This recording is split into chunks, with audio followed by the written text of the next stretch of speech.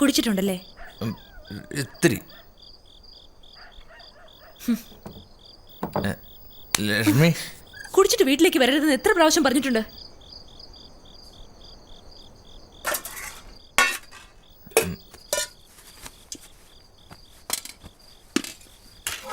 എന്താ താമസിച്ചേ? Over time. എല്ലാവരും ഓവർ ടൈം ചെയ്ത് തന്നെയാ പൈസ ഉണ്ടാക്കുന്നത്. നിങ്ങളുടെ ഓവർ ടൈമിന്റെ കണക്ക് എനിക്ക് മനസ്സിലാവുന്നതേ ഇല്ല. സമ്മാനമായിട്ട് ഞാനൊന്ന് കഴിച്ചോട്ടെ? കഴിച്ചോ കഴിച്ചോ, ഇന്നത്തോടെ അരി തീർന്നു, അതറിയാവോ?